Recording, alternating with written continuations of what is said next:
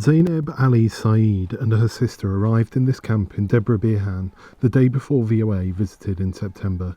She fled her town located 100 kilometers from Ethiopia's Addis Ababa after two of her children were killed by the Oromo Liberation Army, OLA, because of their Amhara ethnicity, she says. I have lost my two kids.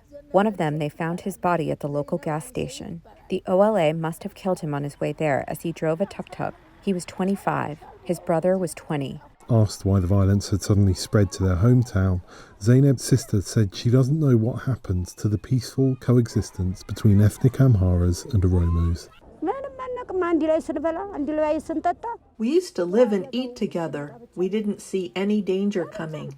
The first we knew of it was the attack. That is it. If they had told us, we would have left. She told VOA she has never known violence like this. Stories like theirs are becoming more common. Rights groups are referring to the fighting in Oromia as Ethiopia's other conflict, separate from the one in the Tigray region. Analysts warn that the fighting in Oromia is a major threat to Ethiopia's federal government, led by Prime Minister Abiy Ahmed. The violence stems not just from the OLA, but also ethnic Amhara militias killing Oromo people.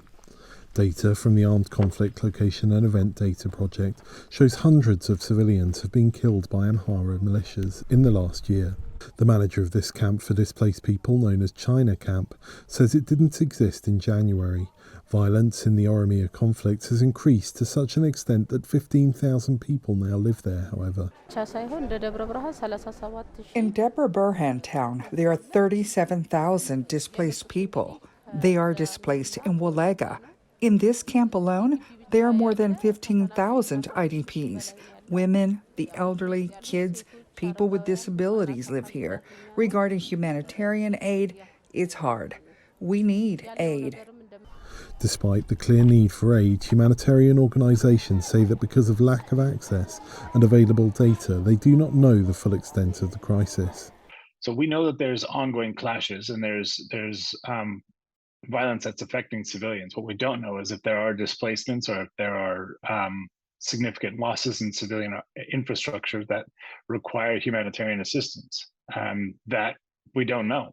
For the conflict affected and the conflict displaced, those numbers just haven't been made available.